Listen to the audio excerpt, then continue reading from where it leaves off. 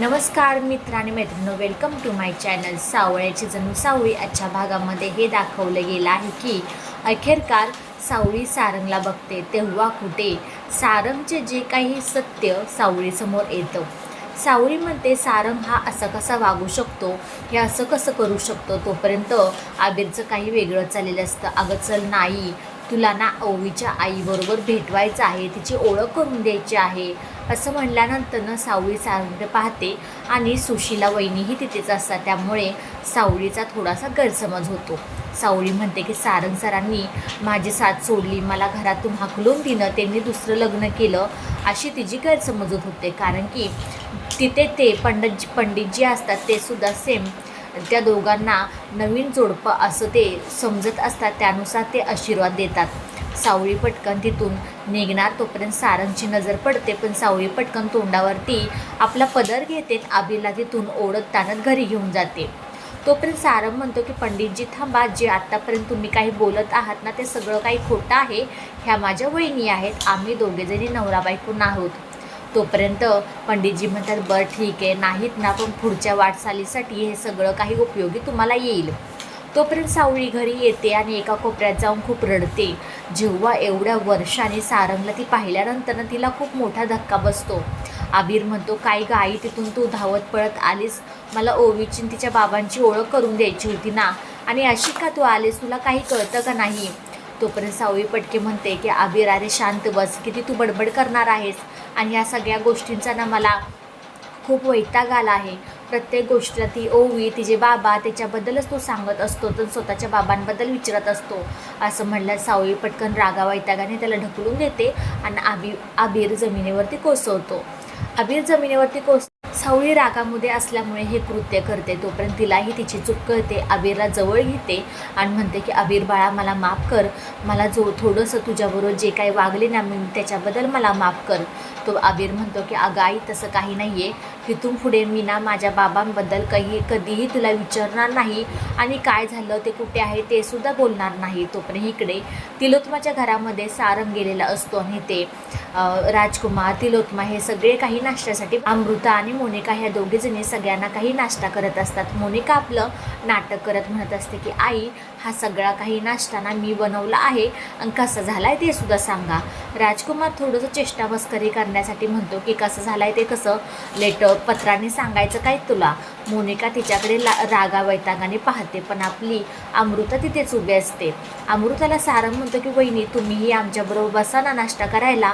तोपर्यंत अमृता म्हणते की नाही सारंग, तुम्ही सगळेजणी करा, मी आत्ता नाही करणार, नंतर करेन. तो ओवी येते.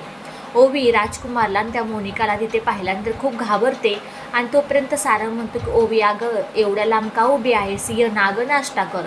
तोपर्यंत ओवी म्हणते नाही बाबा मला काही भूक वगैरे नाही आहे, मी जेवणार नाही आहे. तोपर्यंत मोनिका तिथे जवळ जाते, म्हणते अगं ये ना आमच्याबरोबर बस, नाश्ता कर. तोपर्यंत राजकुमार आणि तिलोत्माचे डोळे जरा फिरतात, आणि तिला अजिबात तिलोत्माला आवडत नाही ही मुलगी समोर आलेली.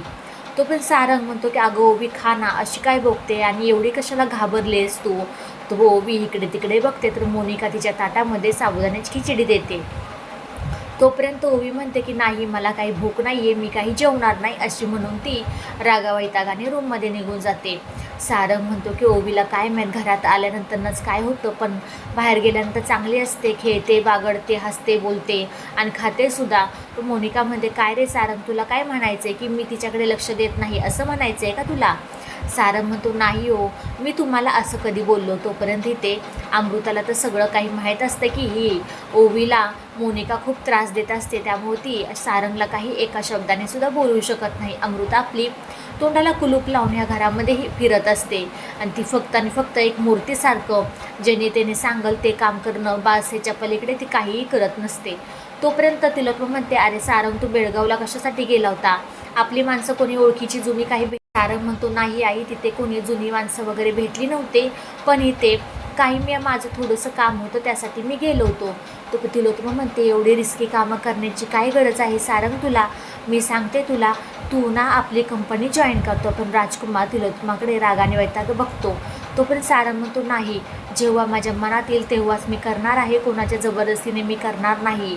तोपर्यंत तिलोत्तमा सारंगला म्हणते, अरे सारंग, किती दिवस झालं तू कंपनी जॉईन केली नाही, आपल्या प्रोजेक्टचं आपल्या कंपनीचं कसं होणार. तोपर्यंत तिलोत्तमा म्हणते की अरे तू आता स्वतःला सावर, ह्या धक्क्यातून बाहेर निघ, ज्या त्या गोष्टी झाल्या गेल्या सगळ्या काही विसर. तोपर्यंत इकडे काही आम्मा आणि व्यंकटेश दोघेजणी असतात. सावळीही तिथंच असते आणि सावळीच्या नावाने एक लेटर येतं. व्यंकटेश म्हणतो की अगं सावळी, काय झालं, बोल ना गं, काय झालं, तू काहीच बोलत का नाही आहे. सावळी म्हणते, मला ना पुण्याच्या एका शाळेतून एक गायिका म्हणून, टीचर म्हणून त्या शाळेत बोलवलं आहे.